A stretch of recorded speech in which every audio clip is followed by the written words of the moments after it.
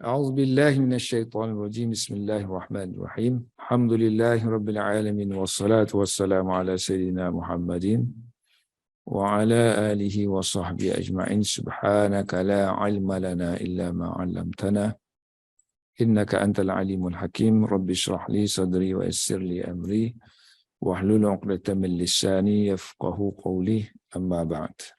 Sebelum kita baca Jalalain, kita tengok terjemahan. Bismillahirrahmanirrahim. Wailun likulli humazatil lumazah. So wailun tu dia terjemah kecelakaan besar. Li bagi kulli tiap-tiap humazah pencaci situ. Lumazah pengeji, pencaci dan pengeji. Allazi yang jama'a mengumpulkan malan harta wa'addadahu dan berulang-ulang dia menghitung kekayaannya. Wa'addadahu addada malan. Dia duk bilang-bilang, cek akaun tak berhenti-henti. Amalan tak cek. Mana duit tu pergi tak cek. Kira akaun nak kena penuh. Di mana yahsabu, dia menyangka, dia mengira anna bahawa ma lahu hartanya itu dapat akhladahu mengekalkan dia di dunia ni. Harta itu dapat mengekalkan dia. Biasanya kalau orang yang gila harta ni dia tak ingat akhirat kan? Seolah-olah macam dia ingat harta tu akan berterusan lah, dia akan kekal di dunia ni. Padahal dia tahu dah dia memang akan mati pun. Tapi oleh kerana dia busy dengan kesibukan tu, seolah-olah macam dia ingat harta tu boleh mengekalkan kehidupan dia di dunia. Kalla, tidak sekali-kali. Anggapan dia tadi kan, bahawa harta tu akan mengekalkan dia di dunia ni, tidak sekali-kali. La tu wallahi, demi Tuhan. Dia tak tambah, sini kita tambah. Aku bersumpah sesungguhnya La yumbazanna, dia akan dicampakkan. Ni khusus untuk orang kafir lah ni. Sesungguhnya dia, yakni orang yang memburuk-burukkan Nabi di belakang dan mengumpulkan harta dan menganggap harta dia tu akan mengekalkan kehidupan dia di dunia ni, akan dicampakkan ke dalam hutamah. Neraka yang dinamakan hutamah. Api yang menyala-nyala ni. Wa ma adraka mal hutamah. Kamu tahu tak apa itu al-hutamah? Dia terjemah, dan apa jalannya engkau dapat mengetahui. Ma'adra ni, apa yang kamu tahu tentang ni? Apa yang memberitahu kamu tentang hutamah? Terjemah lafzi dia lah. Maksud dia, kamu nak tahu tak apa itu al-hutamah? Naru. Hutamah ialah narullah. Api Allah. Yang al-muqadah. Yang dinyalakan. Dinyalakan dengan perintah Allah. Maknanya dia nyala tak berhenti-henti lah. Allati yang tattali'u, api itu tattali'u, menjulang naik. Naik tu biasanya api ni menjulang naik lah. Maknanya kalau duduk bawah tu, julang naik sampai ke jantung lah, sampai ke hati. Sebab hati ya, manusia lah yang nak kepada harta, nak kepada sesuatu yang tak ingat pada Quran ni, hati ni, hati manusia. So dia kata hati tu akan membakar manusia, naik, menjulang sampai ke hati. Innaha, sesungguhnya api neraka itu, sepatutnya muqsadah dulu, ditutup rapat, alaihim, atas mereka. Mana dia duduk dalam lah. Duduk dalam bekah. Orang tu dalam bekah, kemudian dikunci bekah tu, api dinyalakan. Kalau upama tiang ni kan, tiang ni. So tiang, kita buka tiang, kemudian masukkan dia. Tiang tu kosong kan. Besi. Buka dia, masukkan dia, kunci tu, nyalakan api. Macam mana? Mestilah macam kena kukuh kan. Macam roti nan lah. Macam kita panggil tandori kan. Tandori, upuk kan. Tandori. Fi amadin, ni dia kata ni. Api sesungguhnya ditutup rapat ke atas mereka tu, duduk dalam mana? Duduk dalam tandori tadi. Fi amadin, tiang.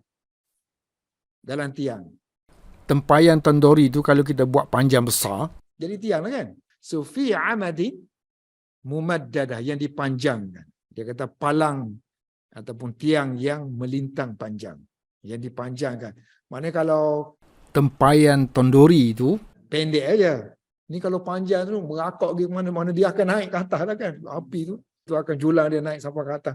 Kalau Allah nak azab sikit aja pun cukup dah. Tapi nak tunjuk satu benda yang besar ni, Dosa yang besar, azab pun besar. gambaran yang dahsyat, Tentang azab yang pedih, maka disebutlah maknanya tiang tu, lohong tu panjang. apinya menjulang-julang naik sampai ke hati manusia. Yang begitu sakit hati mereka kepada Rasulullah sallallahu alaihi wasallam.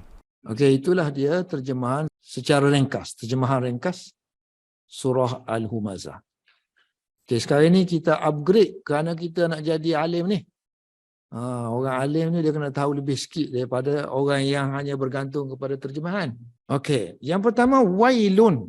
Wailun tu dia kata kalimatu azabin.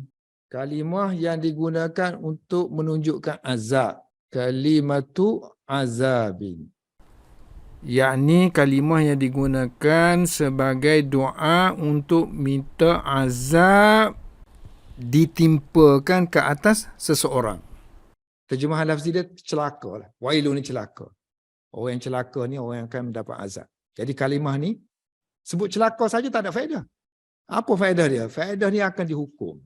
Sebab itulah wailun selepas tu, cerita-cerita selepas tu ialah dia azab. Kalimah tu azabin. Dia dalam bahasa Arab ni banyak kalimah yang seupama wailun. Contohnya waibun, waisun,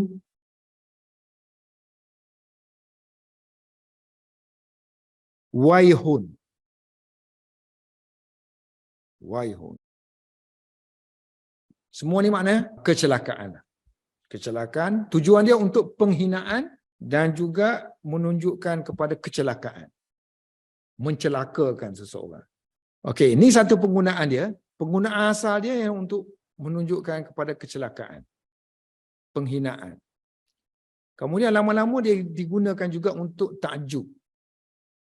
Bila orang dah biasa sangat guna tu, dia jadi makna lain lah. Yang kasar-kasar tu jadi tak kasar dah. So dia guna untuk takjub.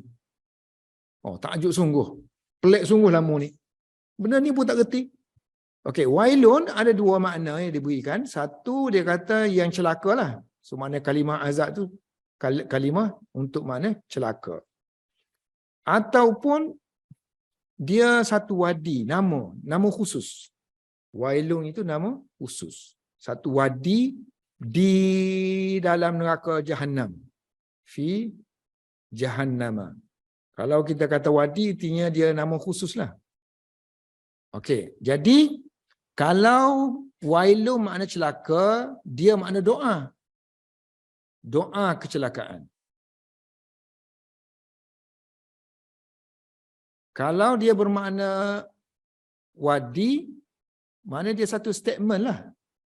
So, wadi di neraka. Lembah di neraka.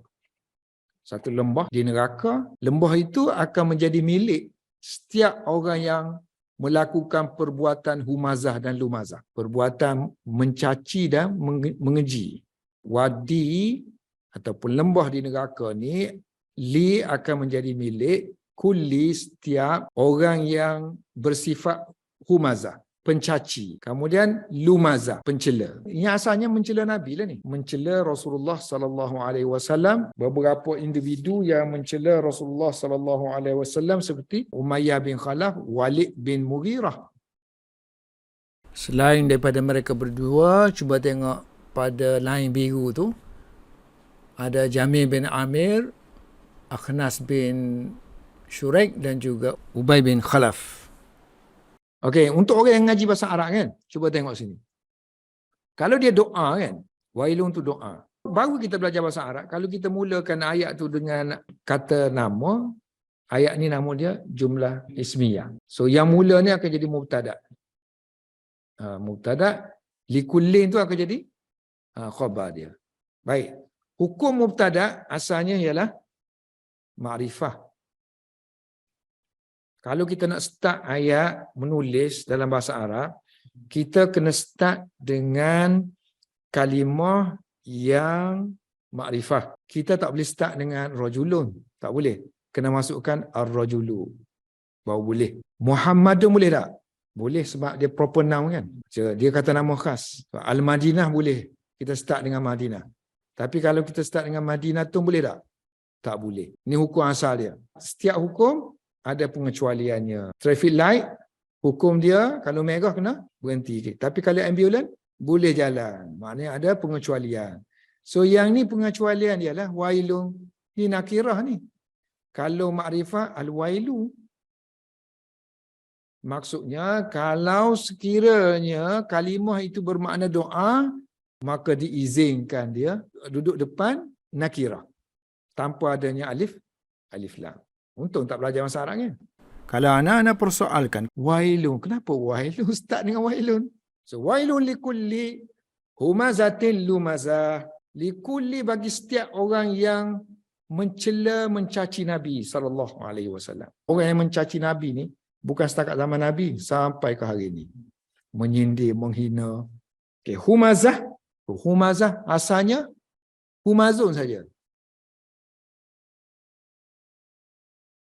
Humazun. Kemudian dia masukkan ta. Ta tu bukan perempuan.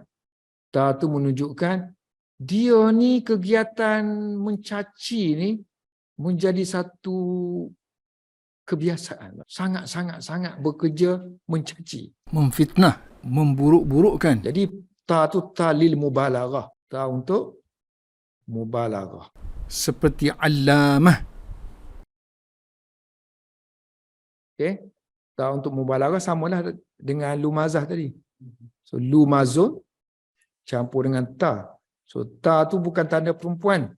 Ta tu menunjukkan sifat yang selalu dilakukan. Seolah-olah sifat tu sebati dengan dia. Jadi kalau orang jarang-jarang menghina apa semua tu, taklah sampai tahap masuk neraka gini. Ni memang orang yang kerja dia memang digaji untuk mencela Nabi SAW. Seolah-olah macam makan gaji lah kan. YouTuber lah ni. Sebab itulah dia tafsir ni iaitu ni kasir. Banyak hamzi. Banyak hamzi ni refer kepada Hamzah. Humazun. Hamzi. Banyak melakukan hamzi. Perbuatan memburukkan, memfitnah. Hamzi dan juga lamzi. Jalalain bagi makna dia, Satu aja. yang terjemahan tu dia bagi dua. Di sisi Jalalain dia kata makna dia sama aja. Ghibah. Dua-dua ni makna ghibah. Ghibah artinya mengumpat, mencela di belakang. Pergi jumpa orang, mengumpat tentang Nabi Muhammad SAW. Memburuk-burukkan Nabi SAW. Bukan di depan Nabi tapi di belakang. Mengumpat, mencela, cakap belakang. Cakap belakang ni cakap yang huduh-huduh. Tikam kat belakang. Jadi di sisi dia, humazah dengan lumazah ni sama. Ni masdar je ni. Hamazah ni kalau kita buka kamus. Hamazah kan.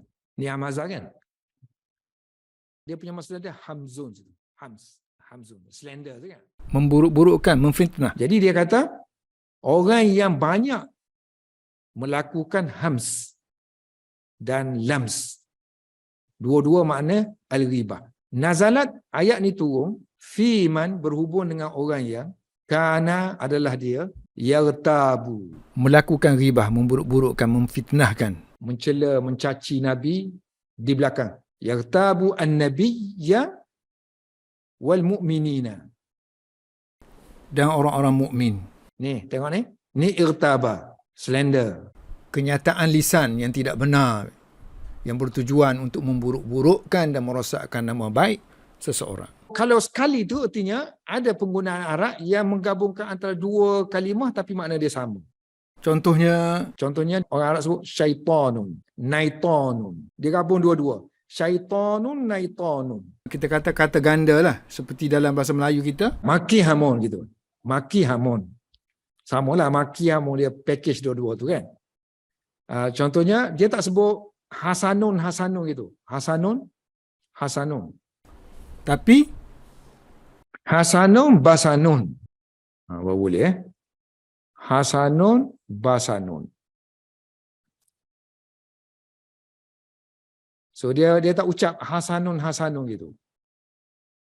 Lafaz tu kena lain tapi maksud sama. Macam inilah. Humazun lumazun. Asalnya memang dua-dua makna dia mengumpat lah. Mengumpat, mengampik. bagi setiap orang yang mengumpat mengampik. So antaranya ialah Umayyah bin Khalaf. Ka seperti Umayyah bin Khalafi wal Walid bin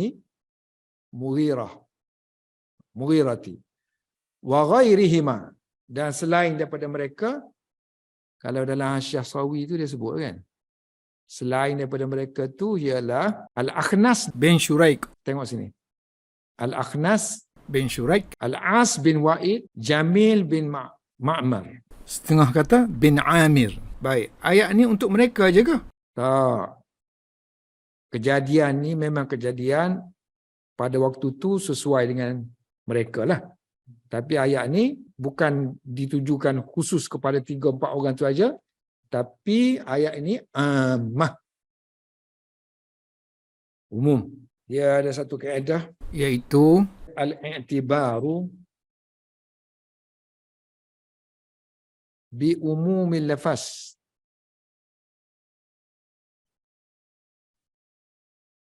la bi khususis sabab. So kalau kita faham kaedah ni, kita tidaklah faham bahawa setiap ayat Quran ni kena untuk zaman tu aja. Dia kata i'tibar, maknanya kita nak ambil pengajaran tu, bukan kita, pengajaran diambil menerusi keumuman lafaz. So, lafaz ni tak sebutkan nama sekian-sekian kan. Humazah ni umum, dia tak sebut individu, nama individu. Jadi siapa yang mengumpat, mencela, menghina Nabi SAW di belakang tu, menyakitinya di belakang, maka dia termasuk dalam golongan inilah. So dia kata la bi khususi sabab, bukan i'tibar tu, pengajaran tu ambil menerusi khususnya sebab ayat ni turunkan beberapa individu kan. So kita kata ni khas untuk musyrikin tu je lah, 2-3 orang. Musyrikin lain pun tak dipakai. Bukan gitu. So al-i'tibaru bi umumil lafaz ataupun al-ibrah bi umumil lafaz la bi khususi as-sabab. Alladhi jama'a ma lam wa addada. Okey, dia tafsirkan jama'ah tu. So jama'ah ni ada 2 bacaan. Satu yang kita duk baca sekarang ni dia panggil takhfif dengan ringan. Makna tak ada sabdu. Ringan tu tak ada sabdu. Wa tasydid, dan dengan tasydid intinya ada sabdu. Jama'ah. Jadi bacaan dia allazi jamma'a malan wa 'addada. So dia kata dua-dua kira as-sab'ah ni. Apa beza jama'ah dengan jama'ah? Hasyiah Sawi tu kata at-tafani dengan mubalaghah. Artinya bersungguh-sungguh mengumpulkan. So kalau jama'ah ni dia lebih kepada mubalaghah sikitlah. Maknanya dia kumpul tu bukan sehari dua, banyak hari. Banyak bulan. Banyak tahun. Kalau jamaah dia tidak mempertimbangkan makna dia mubalaghah. Kumpul semata-mata kumpul. Dia tak fokuskan kepada kita makna dia kumpul tu banyak hari. Banyak bulan. Dia tak fokus itu. Tapi kalau baca jamaah, so dalam kepala otak kita tahu dia ni kerja dia siang malam. Kira mengumpul harta aja. So hari-hari macam orang gila kumpulkan harta. Malan. Alladhi jamaah. Bukan maksudnya tak boleh cari rezeki. Ni dia fokus kepada orang yang tak ingat hari akhirat ni. Dan orang yang menghina Nabi SAW. Sebab dia kata Nabi ni miskin apa semua kan. Nabi dan pengikut-pengikutnya golongan yang rendah, lemah, tiada harta, miskin. Wa'addadahu, dan mengiranya. So mengira tu ditafsir dengan makna dia ahsa. Ahsa yuhsi. Dan menghitungnya. Makna addada ahsahu, bilang. Waw tu bermakna au. Waw bermakna au, makna atau. So ada 2 makna addadah ni. Satu makna bilang, satu makna menyediakan. Wa ja'alahu, dan dia menjadikannya sebagai uddatan, persiapan. Dia menjadikan harta tu sebagai uddatan, persiapan. Li hawadisid dahri, bagi bencana-bencana yang akan menimpa. hawadis, bencana ataupun kemalangan. Ada masa. Musibah-musibah yang akan menimpa dia di masa akan datang. Bimbang dia takut kan. Kan kita hari ni kan ada takafur banyak dah. So dia ancam kita kalau tak ambil ni nanti sakit tu sakit ni sakit tu sakit ni, hospital mahal lah apalah macam-macam kan. Bukan termasuk dalam ni. Maksud orang dulu tu dia tak ingat hari akhirat tu macam tu. Bukannya salah menyediakan keperluan. So kalau kita pun tak fikir ke akhirat, ingat ke benda ni aja, ingat ke sakit demam aja. So pun kita shibih-shibih ni lah kan. Shibih. Kita tak boleh nak samakan dengan mereka kerana kita bukan orang kafir. Tetapi kita harus takut dan bimbang kerana memiliki ciri-ciri yang sama. Wa ja'alahu 'uddatan li hawaditsid dahri. Persiapan bagi musibah-musibah yang mendatang. Di mana dia yahsibu. Sini dalam ni yahsabu. Yang dalam Jalalain yahsibu. Yahsibu, yahsabu ada dua kiraan. Qura' yang baca yahsabu macam Abu Ja'far, Ibnu Amir, Asim, Hamzah, yang lain-lain tu baca yahsibu. Dan dia mengira, dia menyangka hasibah yahsabu atau hasibah yahsibu. Disebabkan kejahilannya, kerana li jahlihi. Kerana kejahilannya. So dia duk hitung-hitung tu dia mengira tu sebab dia jahil lah. So yahsibu ataupun yahsabu anna bahawa malahu harta dia akan akhladahu, akan mengekalkannya. Saya terjemah akan kan, sedangkan sini fi'il madhi kan. Yang ni penggunaan fi'il madhi sebenarnya tempat dia itu mudhari'. Sebenarnya yukhliduhu. Dia menyangka bahawa harta dia akan menjadikan dia kekal. Sedangkan guna situ telah menjadikannya kekal. Artinya benda tu dia yakin sungguhlah. Bila dia yakin sungguh, guna fi'il madhi. Hari tu kita dah sebutkan sesuatu yang yakin guna fi'il madhi kan. Maksud dia ja'alahu khalidan la yamutu. So, dia menyangka bahawa harta dia akan menjadikan dia ja'alahu. Harta dia akan menjadikan dia itu khalidan. Dia kekal. La yamutu. Tidak akan mati. Kan? Orang berusaha menimba kekayaan tu sampai tahap. Kalau zaman kita sekarang ni kan, kalau nyawa tu boleh diciptakan, so dia nak infak duit tu. Apa teknologi yang ada untuk boleh mengekalkan dia di dunia ni. Padahal apa yang dia nak ni atas dunia ni, di akhirat tu memang dia begitu. Dia akan kekal. Dah dia tak percaya macam mana? Okey. Tanggapan dia tadi, hisban. Tanggapan dia ni, yahsibu ni kan, menyangka tadi. Allah kata, kalla. Tidak, sekali-kali tidak. Kalimah ni dalam bahasa Arab dia panggil rad'un.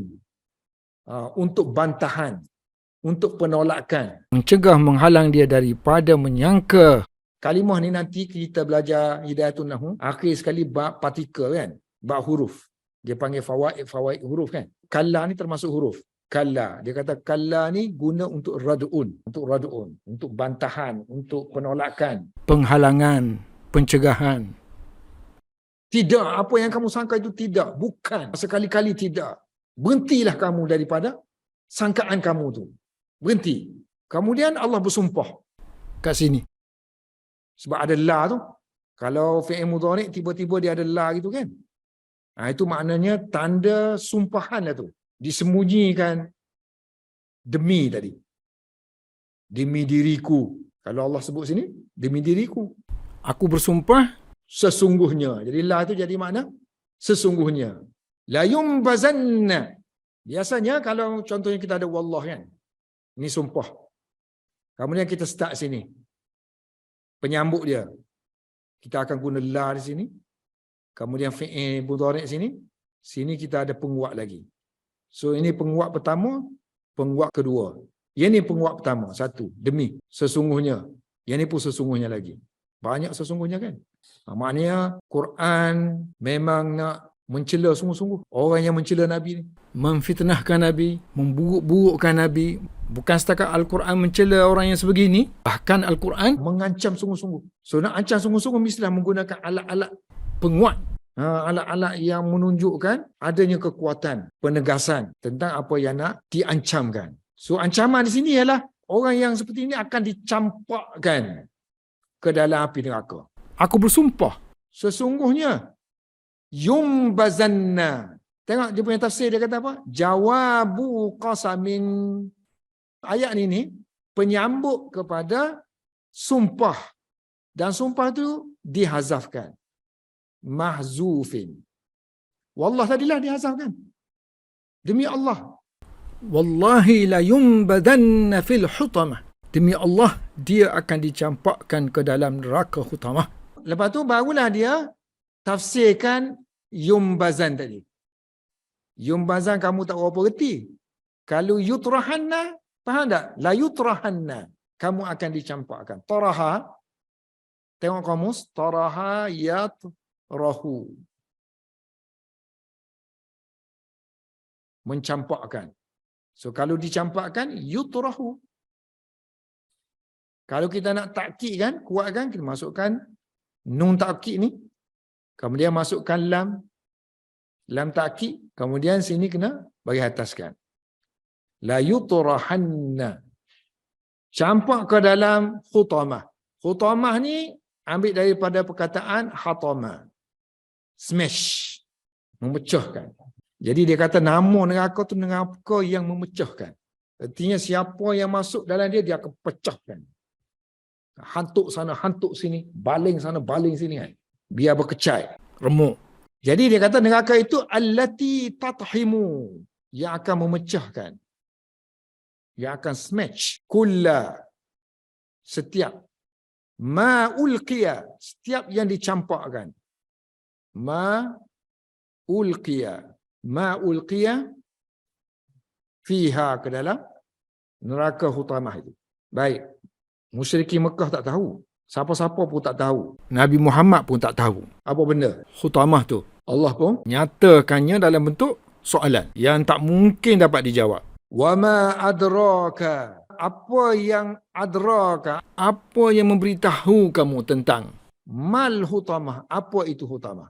Dua-dua ma tu isim istifham. Yang pertama mubtada, adraka, khabar dia. Ma yang kedua pun mubtada, al-hutamah, khabar. Jadi ayat lengkap tu, jumlah ismiyah. Mal hutamah kan? Ayat lengkap tu kan? Jadi maf'ul yang kedua kepada fi'il adra. Maf'ul pertama dia tu ka tu. So tafsir kepada adra ialah a'lamaka. So adra yudri. Ana la adri. Aku tak tahu kan? So daripada dara lah tahu. So dara yadri. Kalau adra memberitahu.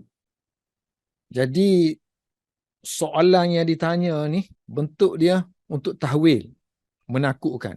Tahwil ke, tafzi' ke, tafkhim ke, ikbaru sya'niha ke. Semua ni istilah-istilah menunjukkan bahawa cara tanya ni ialah cara untuk menakut-nakutkan orang yang mendengar dan membesarkan perkara yang ditanya itu. Dalam kes kita sekarang ni hutamah lah kan.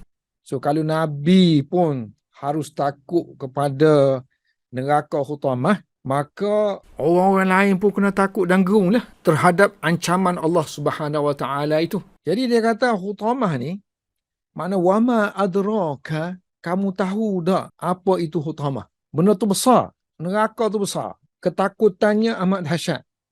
Sehingga kan dia kata, akal tak boleh idrak.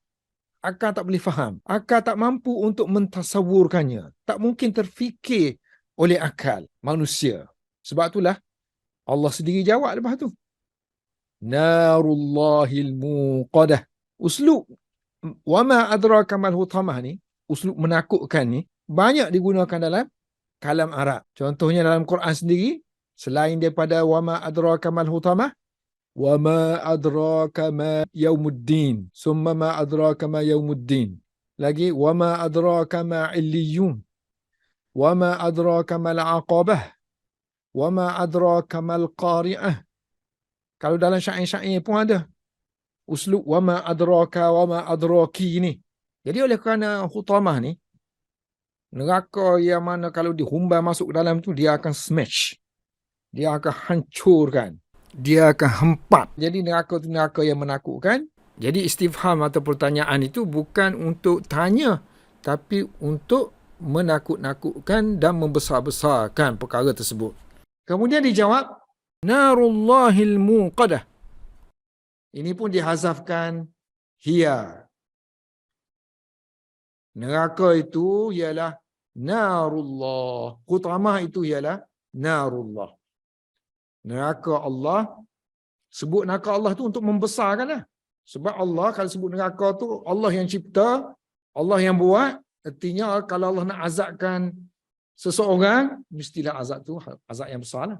Sebab tu dinisbahkan kepada Allah, li ta'zim. Untuk membesarkan.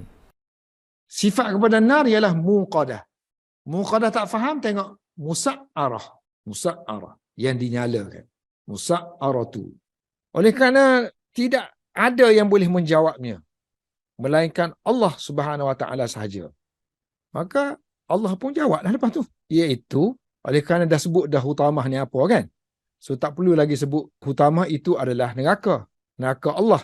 Api neraka Allah yang dinyalakan. Sepatutnya jawapan dia kena hiya narullahil muqadah.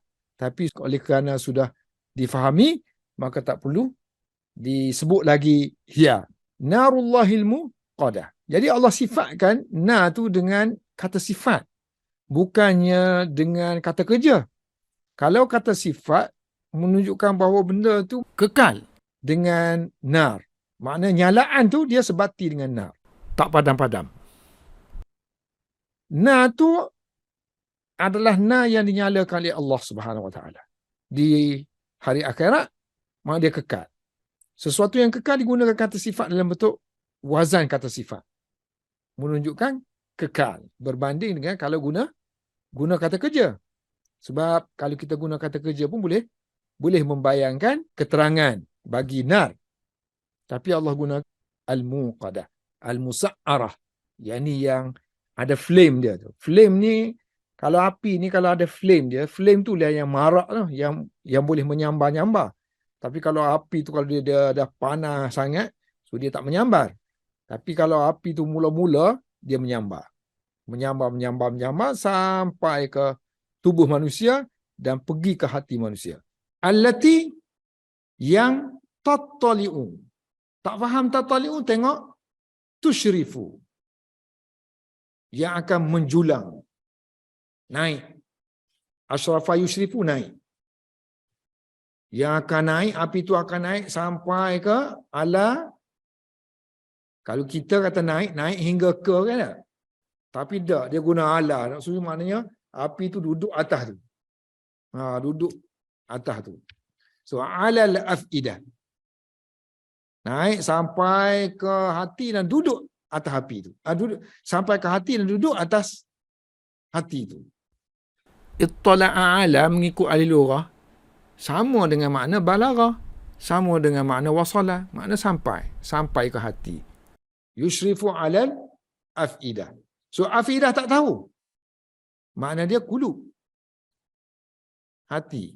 So bila api tu naik sampai ke hati dan duduk di hati itu, maka hati itu akan terbakar. So fatuh riquha. Lalu dia membakar hati-hati mereka itu. Wa alamuha, dan kesakitannya, alam. Kesakitan, alamun. Kesakitan hati itu Akibat kena bakar, asyaddu, lebih kuat. Min, berbanding dengan alami, kesakitan pada ghairiha, pada selain daripada hati. Lilutfiha, kerana hati ni halus. Sesuatu yang halus ni dia power. Kan telefon kita kan kecil. Bom atom pun kecil. Kesan dia besar. Kita kata sakit kepala tak apa sakit. Kalau sakit hati, tak boleh tidur malam. Berhari-hari, berminggu-minggu sakit hati. Yang ni terbakar hati dia. Bukan setakat maknawi. Real dia kata memang terbakar hati kamu. hati yang jahat itu. Dibakar. Innaha, sesungguhnya hutamah tu, api neraka tu, alaihim, ke atas mereka. Okey, sekarang ni dia nak tafsir apa? Penggunaan jamak. Tadi kan dia guna kul tadi, mula-mula tu. Tengok atas tu, wailun likulli. Celakalah bagi setiap. Setiap ni seorang-seorang lah. Sedangkan sini, Allah guna mereka. jadi kalau kamu pertikaikan, baik aku jawab sekarang ni, Jumi'a dijamakkan domir tu. Him tu tak guna alaihi kan, sepatut alaihi lah. Refer kepada kul.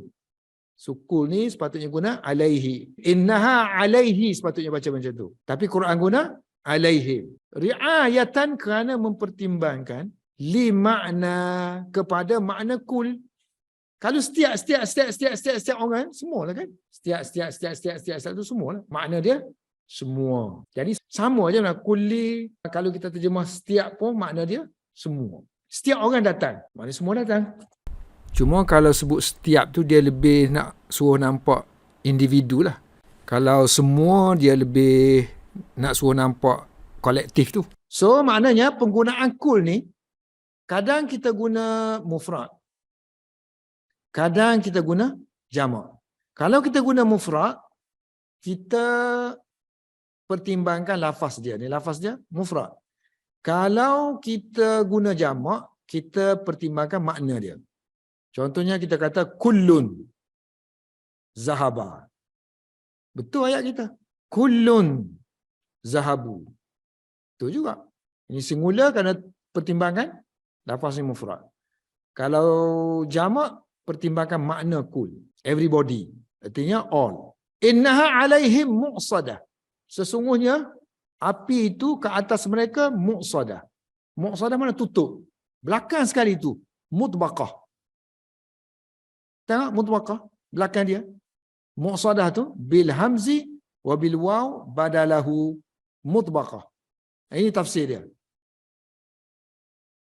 Mu'sadah artinya mutbaqah. Tutup. Tutup rapat. Pintu kalau kita tutup rapat-rapat, mutbaqah. Okey, sekarang ni dia nak huraikan kita tentang kalimah mu'sadah tu. Kita boleh baca dengan hamzah, boleh baca dengan waw. Sekarang ni kita baca mu'sadah, kita baca dengan hamzah. Kalau kita baca dengan waw jadi mu'sadah. Sebab tu dia kata bil hamzi. Baca dengan hamzah. Wabil wawi, dan juga boleh baca dengan waw tanpa hamzah. Badalahu, ganti kepada hamzah. Badalahu, ganti kepada hamzah tu dengan waw. Bacanya innaha alaihim musadah. Artinya mutbaqah. So innaha alaihim mutbaqatun. Api tu dia kata tutup neraka tu, tutup mereka di dalam amadin. Sini baca umudin. Jalan ni baca umudin. Yang qiraat yang kita baca amadin. Dua-dua boleh baca lah. Umudin, amadin.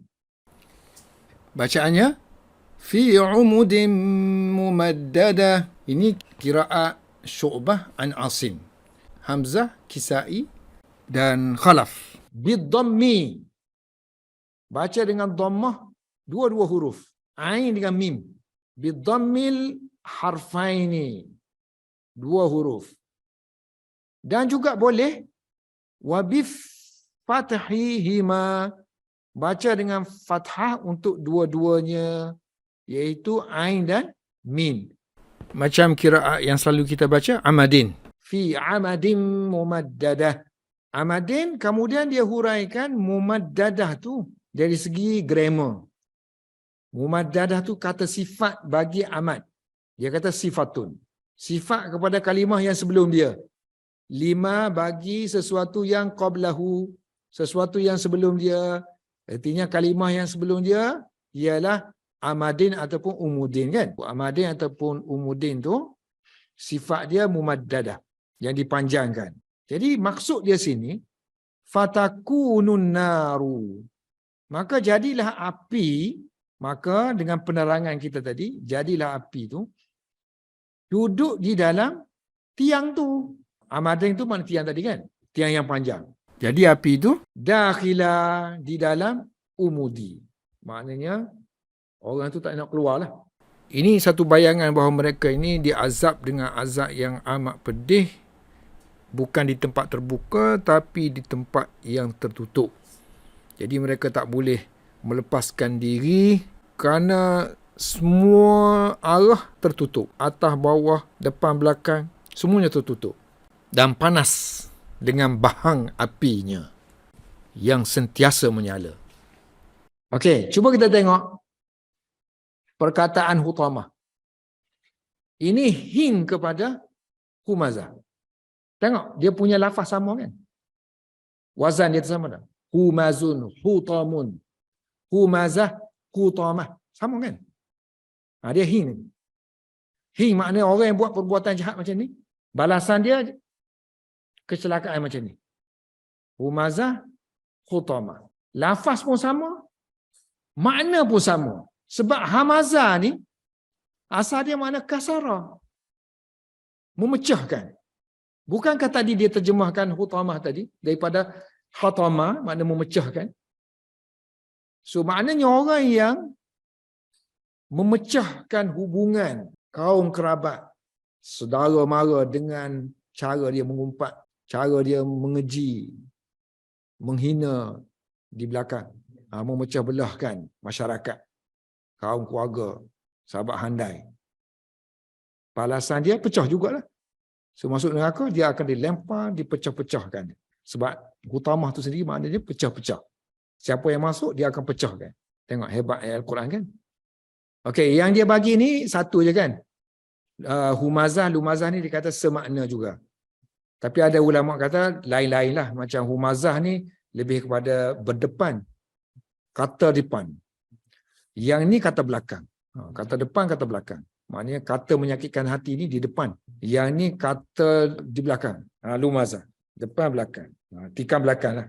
Ada juga yang kata Humazah ni mengutuk keturunan. Ada yang kata Humazah ni guna tangan. Pergi tepuk. Rasulullah semayang pergi letak macam-macam atas kepala Rasulullah. Khianat lah khianat. Guna tangan. Lumazah khianat guna mulut. Kesimpulannya kata Jalalain. Kesimpulannya maknanya mengkhianat lah. Mengkhianat. Tak kira khianat macam mana pun. Khianat di depan ke, khianat belakang ke, dengan tangan ke. So asalnya khianat. Menyakiti. Mengaibkan. Kan? Mengaibkan. Mengaibkan. Sama ada di depan ke di belakang. Mengaibkan. Wallahu a'lam bissawab.